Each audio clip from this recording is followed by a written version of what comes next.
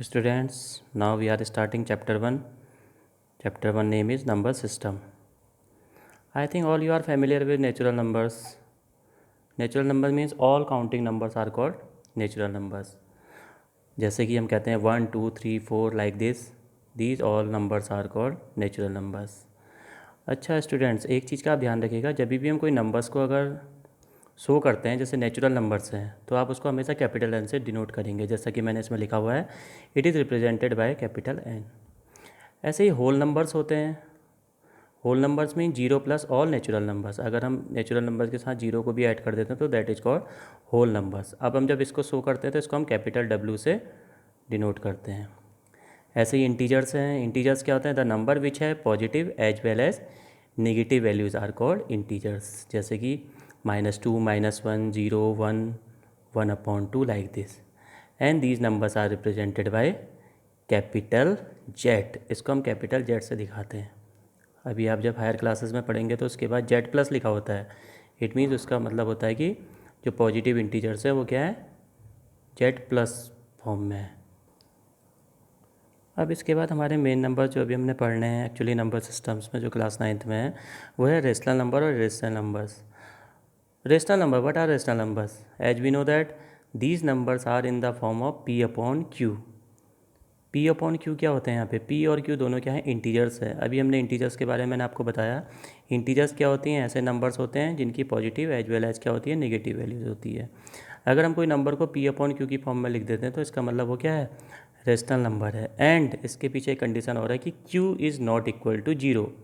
क्योंकि देखो अगर हम q को अगर जीरो रख देंगे तो इसका मतलब उसकी जो वैल्यू निकल आएगी वो क्या निकलेगी, इनफाइनाइट वैल्यूज़ निकलेंगी। So we can't write q is equal to zero, so q is not equal to zero. ऐसे ही इस नंबर को हम रिप्रेजेंट करते हैं कैपिटल q से। अब आता है रेशनल नंबर के बाद आपका नया टॉपिक आता है इरेशनल नंबर्स। इरेशनल नंबर्स क्या होते हैं? These numbers are not in the form of p upon q। ऐसे नंबर जो p अपॉन q की फॉर्म में नहीं होंगे, जैसे कि ये नंबर है √3 और √5 एट्सेट्रा। पाई को भी वैसे हम लोग वो मानते हैं इरेशनल नंबर।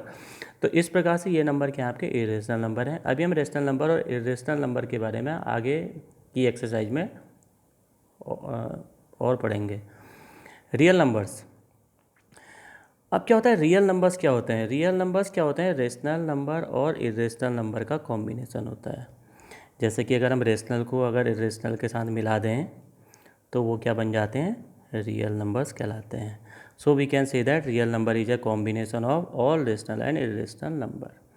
चलिए अब स्टूडेंट्स एक्सरसाइज 1.1 हम स्टार्ट करते हैं। देखिए पहला क्वेश्चन क्या है, is zero a rational number? क्या जीरो रेशनल नंबर है? We can write zero is equal to 0/1। हम जीरो को 0/1 की फॉर्म में लिख सकते हैं। और हेयर p 0/1 क्या है, दो के दोनों जो नंबर हैं वो क्या आपके इंटीजर्स हैं। ऐसे ही q is not equal to zero है। So zero is a rational number. इसका मतलब जीरो क्या है, रेशनल नंबर है। जीरो को हम रेशनल नंबर कहेंगे। क्वेश्चन नंबर 2 है आपका, find 6 rational numbers between 3 and 4। हमें 3 और 4 के बीच में 6 रेशनल नंबर पता करने हैं। देखिए कभी भी जितने हमें रेशनल नंबर्स पता करने होते हैं उसमें हम एक अगर ऐड कर दें ज़्यादा, यानी कि सपोज़ हमने यहाँ पे 6 नंबर्स फाइंड करने हैं, अगर इसमें 1 मोर ऐड कर देते हैं यानी कि means n+1। n+1 equal to कितना हो गया, 7 हो गया। तो इट मीन्स हम क्या करेंगे, 7 से इन दोनों नंबर्स को मल्टीप्लाई भी कर देंगे और डिवाइड भी कर देंगे। व्हाट वी विल गेट, अब देखिए जैसा कि यहाँ पे दिया हुआ है 3 एंड 4 है नंबर। अब हमें 6 नंबर फाइंड करने थे तो इसका मतलब हम क्या करेंगे, n+1 यानी कि 7 से हम इसको मल्टीप्लाई करेंगे। अब जब हम इसको 7 से मल्टीप्लाई और डिवाइड करते हैं तो नंबर क्या बन जाता है, देखिए 3/7 into 7 and 4/7 into 7। It means 3 into 7 is 21/7 and 28/7। Now we have to find 6 rational numbers between this. अब देखिए 21/7 और 28/7 के बीच में कौन कौन से नंबर आते हैं। 21 के बाद हमें पता है 22 आता है, तो 22/7, 23/7 ऐसे ही करके 27/7 हमें क्या है, सारे के सारे जो भी हमें 6 रेशनल नंबर्स फाइंड करने थे हमें वो मिल जाएंगे। ऐसे ही अगर आपको 9 रेशनल नंबर्स फाइंड करने होंगे तो आप क्या करेंगे, n+1 मीन्स 9+1 कितना हो जाएगा, 10। 10 से आप ऊपर और नीचे मल्टीप्लाई कर दीजिएगा न्यूमरेटर एंड डिनोमिनेटर में, you will get all the numbers.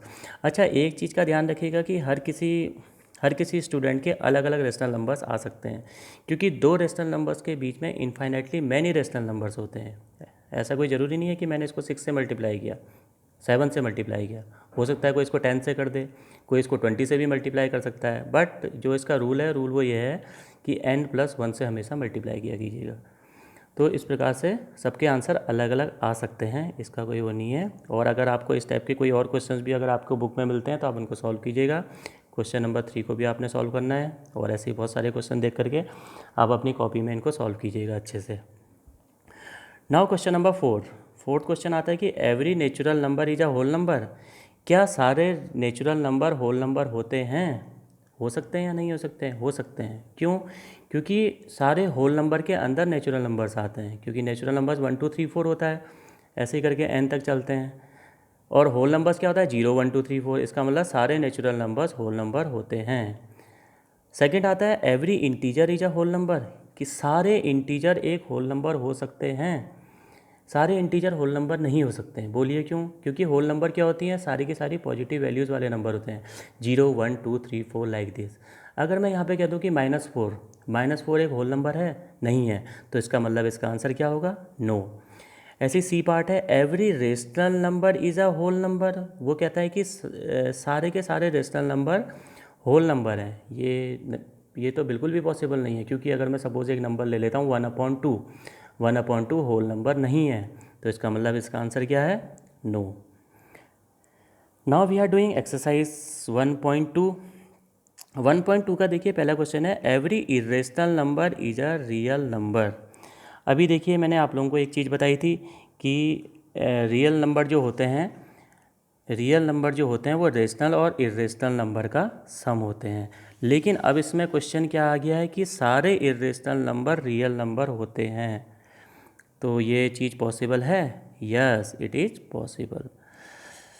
Second है every point on the number line is of the form of root m where m is a natural number. अभी कहता है कि नंबर लाइन में हम कोई भी पॉइंट हैं उसको हम रूट m की फॉर्म में लिख सकते हैं।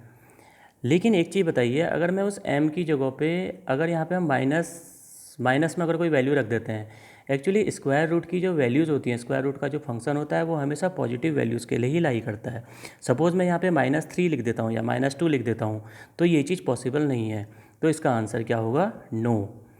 थर्ड है every real number is an irrational number.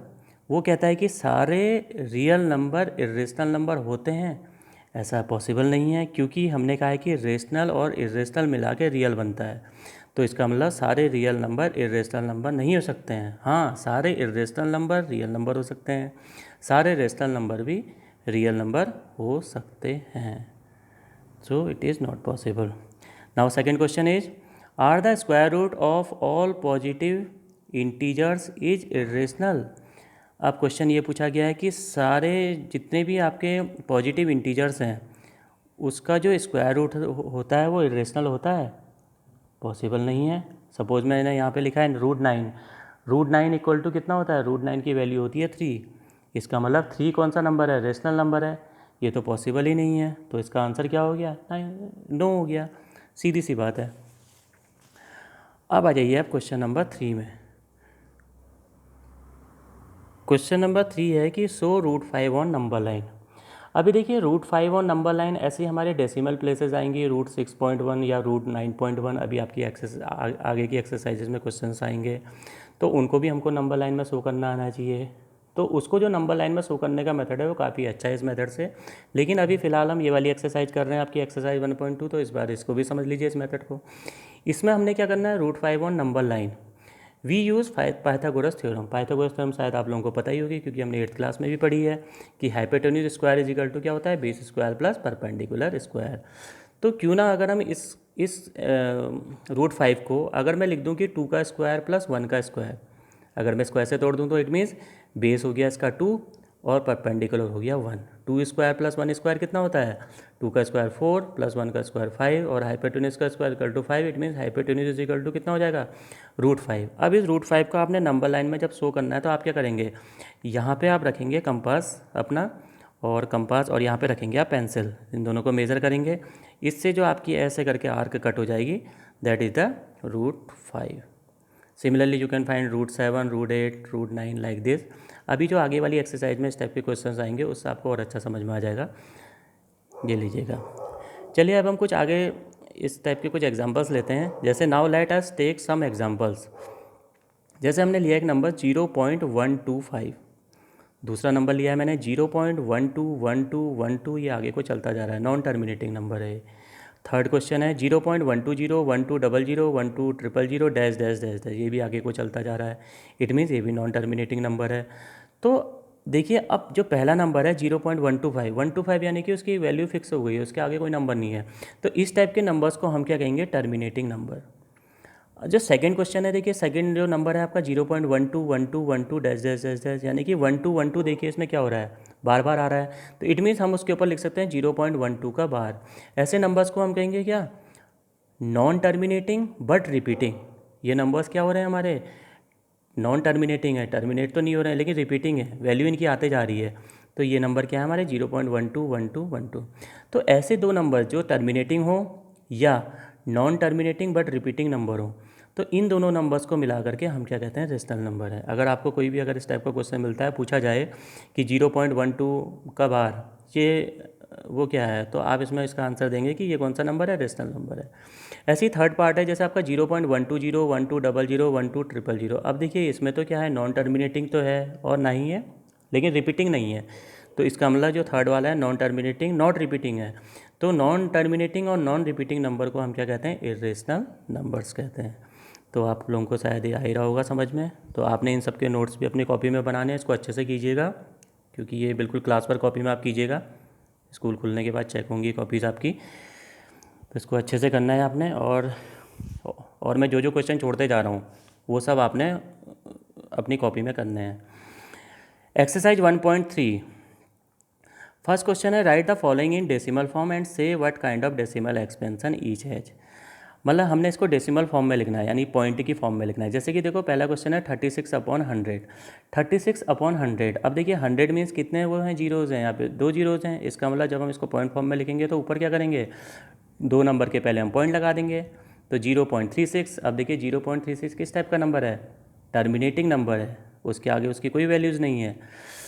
तो इस टाइप से हमने इनके आंसर भी लिखने की, टर्मिनेटिंग है, नॉन टर्मिनेटिंग है, रिपीटिंग है क्या नहीं है करके। ऐसे ही सेकंड पार्ट है 1/11 is equal to, we can write 0.090909 dash dash dash equal to, it means ये क्या हो गया, 0.09 का बार। अब देखिए 0.09 का बार है, इसका मतलब वो किस टाइप का क्वेश्चन आ गया, ये 0.1212 का बार टाइप का क्वेश्चन है। तो 0.09 का बार है, इट मीन्स ये क्या हो गया, नॉन टर्मिनेटिंग हो गया और क्या हो गया, रिपीटिंग। राइट नाउ एक आध क्वेश्चन और कर लेते हैं हम इस एक्सरसाइज का, बाकी क्वेश्चन आप लोग अपना आप कीजिएगा घर में, कहीं पे समझ में ना आए तो आप पूछ सकते हैं। Now question number 2, 1/7 is equal to, इसमें दिया हुआ है 0.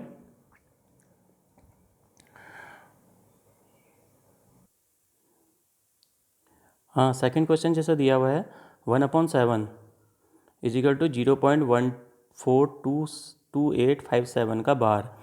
हमें क्या करना है कि वैल्यूज़ निकालनी है 2/7, 3/7, 4/7, 5/7 और 6/7 की, विदाउट डूइंग लॉन्ग डिवीजन। हमें इसके लिए लॉन्ग डिवीजन का कोई मेथड का यूज़ नहीं करना है, हमें इन सब की वैल्यूज़ निकालनी है। तो हम इसकी वैल्यू को, इसने पूछा है कि हम फाइंड कर सकते हैं, तो हमने क्या आंसर लिखा है, yes we can predict the answer. First we can do it only 1/7। सबसे पहले हम क्या कर सकते हैं, 7 से हम 1 को क्या करते हैं, डिवाइड करके दिखा देते हैं, जो उसने ऑलरेडी किया हुआ है 0.142857। जैसे हमने इसको पूरा डिवाइड किया, अब देखिए लास्ट नंबर क्या आ गया इसका 1। इट मीन्स यहाँ से इसकी चेन फिर से क्या हो जा रहा है, रिपीट कर जाएगी। मीन्स इसका आंसर 0.12857 फिर से आता रहेगा, इसका मतलब हमने उसके ऊपर बार लिख दिया है। अब हमें फाइंड क्या करना है, देखिए यहाँ पे 2/7 पहला नंबर। जब हम 2/7 फाइंड करेंगे तो अब यहाँ पे देखिए कि हमारा रिमाइंडर 2 कहाँ पे बच रहा था। देखिए रिमाइंडर इसमें आप देख सकते हैं, तो रिमाइंडर आपका 2 यहाँ पे बच रहा है। जब आपका रिमाइंडर यहाँ पे 2 बच रहा है, तो जब आपने इसको डिवाइड किया तो कितने दिया किया हुआ है, 7 2 जा 14। इसका मतलब इसकी जो वैल्यूज हो जाएंगी वो क्या हो जाएंगी, रिपीट तो करना ही है इसने नंबर ने, 0.285714 का बार। ये देखिए ऐसे ही 3/7, देखिए आपका रिमाइंडर कहाँ पे 33 बच रहा था, ये बच रहा था। अब जब 3 आपका रिमाइंडर बचा हुआ है, देखिए जब आपका जहाँ पे 3 रिमाइंडर बच रहा था, यानी कि उसको आपने 28 टाइम डिवाइड किया, मीन्स 7 4 जा 28 किया, तो इट मीन्स 4 के बाद के सारे नंबर रिपीट हो रहे हैं 4 के साथ, मतलब देखिए 0.428571। सिमिलरली हमने सारे के सारे पार्ट्स इसके किए हुए हैं। आप भी इसको घर पे कर सकते हैं, आसानी से कीजिएगा। अब थर्ड क्वेश्चन आता है 0.6 का बार। इसको हमने पी अपॉन क्यू की फॉर्म में लिखना है। तो स्टूडेंट इसको करने के लिए हम क्या करते हैं, कोई भी नंबर जो दिया होता है उसको हम पहले x मान लेते हैं। x इक्वल टू 0.6 का बार है, इट मीन्स हमने इसको 0.6666 लिख दिया है।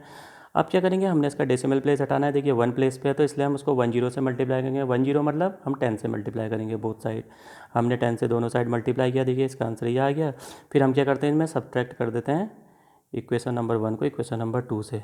तो क्या आ गया, 10x minus x 9x is equal to 6। तो x is equal to 6/9, it means x is equal to 2/3। Similarly, you can solve all the questions of your exercises and complete your exercises in your notebook. And now, okay, then after we will start exercise 1.4 in our next video. Okay, thanks.